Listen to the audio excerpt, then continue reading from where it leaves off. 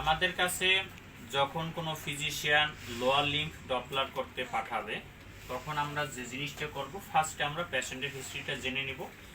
পেশেন্টের হিস্ট্রি জানার পরে আমরা যে কাজটা করব, ডপলার করার আগে যে কাজটা করব, সেক্ষেত্রে আমরা সবসময় অ্যাঙ্কেল ব্রাকিয়াল ইন্ডেক্সটা করে নিব। এই অ্যাঙ্কেল ব্রাকিয়াল ইন্ডেক্সটা আমরা যেটা করব সেটা হচ্ছে ankle pressure divided by the brachial pressure, highest brachial pressure. তাহলে আমরা কিভাবে হাইয়েস্ট ব্রাকিয়াল প্রেশারটা আমরা আইডেন্টিফাই করব? সেটা হচ্ছে আমরা দুইটা হাতের প্রেশার নিব, যেই হাতের প্রেশারটা সবচেয়ে বেশি হবে সেই হাতের প্রেশার দিয়ে যদি আমরা রাইট লেগ যদি ডপলার করি তাহলে আমার রাইট অ্যাঙ্কেল প্রেশারটাকে আমি ভাগ দিব। যদি আমি লেফট লোয়ার লিম্ব যদি ডপলার করতে লেফট লেগে ডপলার করে থাকি, সেই ক্ষেত্রে আমরা লেফটের অ্যাঙ্কেল ব্রাকিয়াল প্রেশারটাকে আমরা ব্রাকিয়াল প্রেশার দিয়ে ভাগ দিব। এখন আমাকে যেটা হলো বলছি আমরা এবিআই অ্যাঙ্কেল ব্রাকিয়াল ইন্ডেক্সটা যদি মোর দ্যান 1 হয় তাহলে বুঝতে হবে যে রাইট লোয়ার লিম্ব অথবা লেফট লোয়ার লিম্বে কোথাও কোনো সমস্যা নেই। যদি অ্যাঙ্কেল ব্রাকিয়াল ইন্ডেক্সটা আমরা যে রেশিওটা যেটা দেখছি, যদি সেটা বলছি 0.9 থেকে 0.7 অথবা আপ টু 0.5 পর্যন্ত হয়, তাহলে আমাদেরকে বুঝতে হবে যে লোয়ার লিম্বের যে কোনো একটা সিঙ্গেল সেগমেন্টের সমস্যা আছে। তখন সেই সমস্যাটা আমরা কিভাবে খুঁজবো?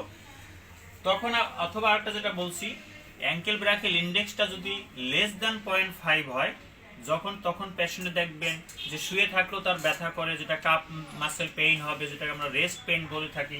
সেই ক্ষেত্রে আমাদেরকে মনে রাখতে হবে 3 থেকে 4টা জায়গায় সমস্যা থাকার পসিবিলিটি আছে। তাহলে আমরা অ্যাঙ্কেল প্রেশারটাকে ভাগ দিব। যখন অ্যাঙ্কেল প্রেশার দেখলাম লেস দ্যান 0.5 অথবা লেস দ্যান 0.7 আছে, তাহলে আমাকে বুঝতে হবে যে অ্যাওর্টিক বাইফার্কেশন থেকে শুরু করে up to the ankle joint there is any pathology.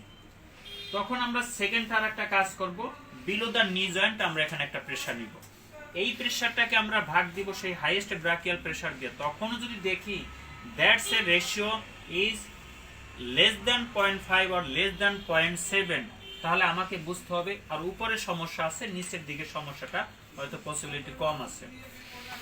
এরপর আমরা যেটা কাজ করব সেটা হচ্ছে অ্যাবভ দ্য নি জয়েন্ট। অ্যাবভ দ্য নি জয়েন্টের এখানে আমরা আরেকটা প্রেশার নিব। এই প্রেশারটাকে আমরা আবার ব্রাকিয়াল প্রেশার দিয়ে আমরা ভাগ দিব। সেই ব্রাকিয়াল প্রেশার ক্ষেত্রে রেশিওটা যদি মোর দ্যান 1 হয়, তাহলে আমাদেরকে বুঝতে হবে পপলিটাল আর্টারিতে সমস্যাটা আছে। যদি তখনও দেখি যে less than 0.5 or less than 0.7, তাহলে আমাদেরকে বুঝতে হবে আর উপরে সমস্যা আছে।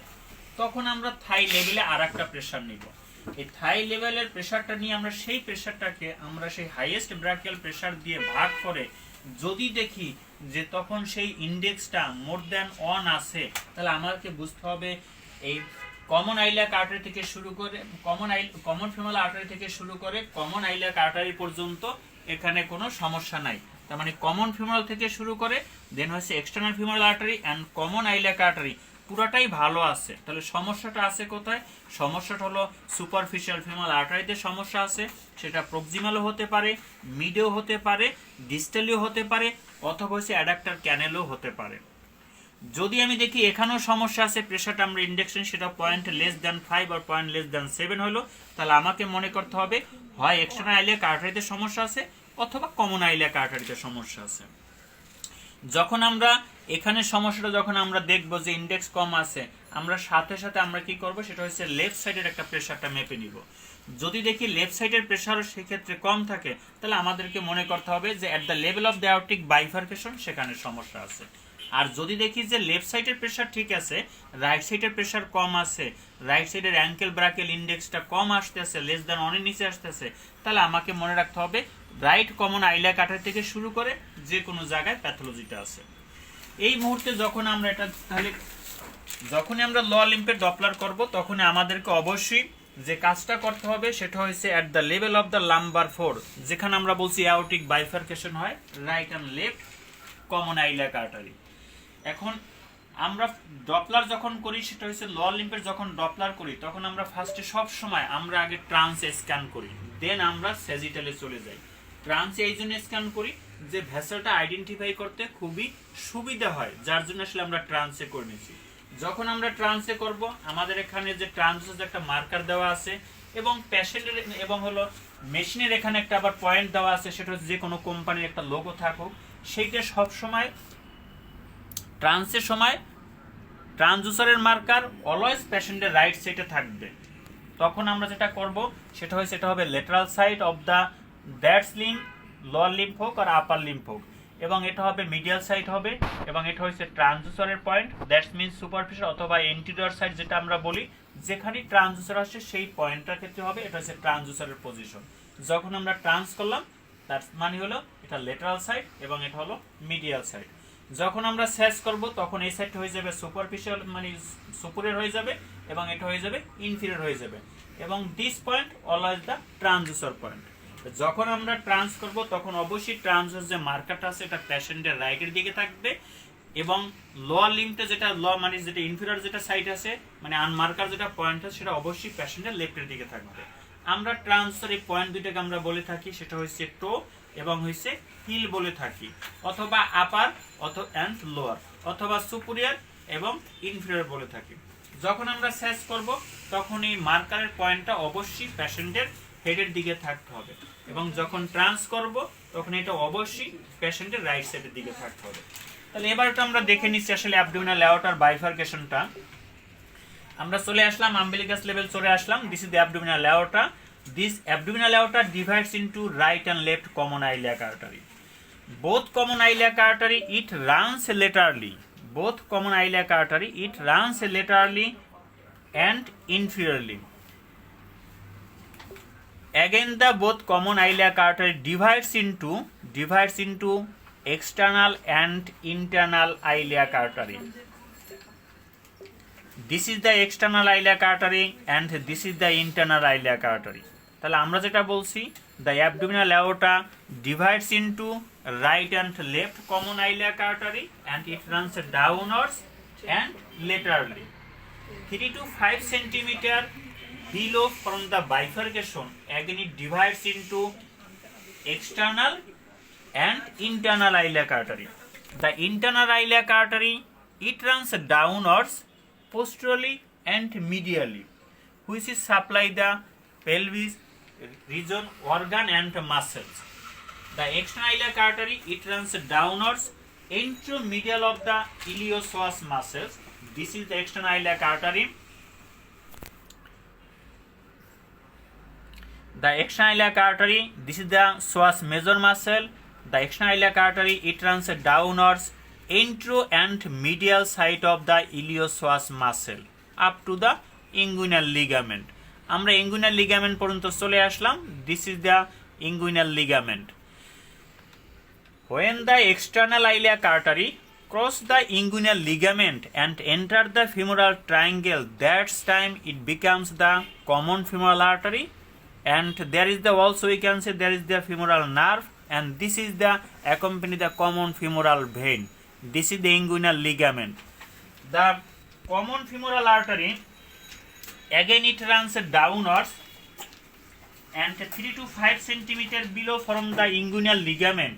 The common femoral artery it runs downwards and 3 to 5 centimeter below from the inguinal ligament again divides into deep femoral artery and superficial femoral artery. The superficial femoral artery another name is the femoral artery, and deep femoral artery another name is the profunda femoris.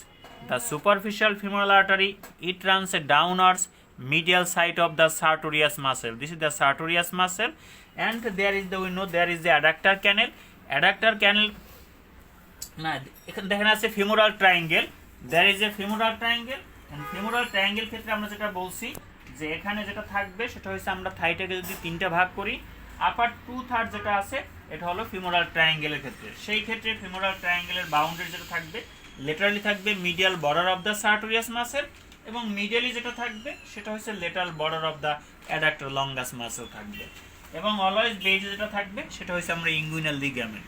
ঠিক inguinal লিগামেন্টের উপরে আছে সেটাকে আমরা বলছি সেটা হচ্ছে inguinal triangle বলছি, যেটা দিয়ে আমরা সব সময় সেটা হচ্ছে ডিরেক্ট অ্যান্ড হচ্ছে ইনডাইরেক্ট হার্নিয়াটাকে আমরা আসলে ডায়াগনোসিস করে থাকি বাই দ্য ইঙ্গুইনাল ট্রায়াঙ্গেল দিয়ে।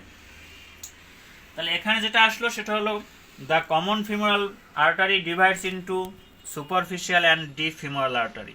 The superficial femoral artery, it runs downwards medial side of the sartorius muscle up to the adductor canal. আমরা চলে আসছি up to the adductor canal. This is the adductor canal. তাহলে এই পর্যন্ত এসে adductor longus মাসেলটা শেষ হয়ে গেল এবং অ্যাডাক্টর ক্যানেলটা অবশ্যই অ্যাডাক্টর ম্যাগনাস মাসেলের ভিতর দিয়ে সেটা তৈরি হবে এবং দিস ইজ দ্য হলে ভাস্টাস মিডিয়ালিস মাসেল, দিস ইজ দ্য এই মুহূর্তে this is the sartorius muscle, this is the adductor longus muscle and this is the adductor Magnus muscle. So when the superficial femoral artery enter the popliteal fossa through the adductor canal, again it becomes the popliteal artery. The popliteal artery again divides into anteriotibial artery and tibioperoneal trunk. The anteriotibial artery, it runs forwards from the backwards between the upper tibiofibular, this is the tibia and this is the fibula, upper tibiofibular interosseous membranous gap. Again it runs downwards anterior to the interosseous membrane and lateral side of the tibialis anterior muscle up to the ankle joint. When the anteriotibial artery cross the ankle joint and enter the dorsal aspect of the foot, again it becomes the dorsalis pedis. And there is another thing. This is the tibioperoneal trunk. The popliteal artery divides into anteriotibial artery and tibioperoneal trunk. The tibioperoneal trunk again divides into 3 to 5 cm below from the tibial tuberosity, posterior tibial artery and peroneal artery. The posterior tibial artery, it runs downwards medial side of the calf muscle up to behind the medial malleolus, and peroneal artery, or another name is the fibular artery, that runs downwards lateral side of the calf muscle up to the behind the lateral malleolus, and both artery enter the plantar aspect of the foot and make a plantar arch.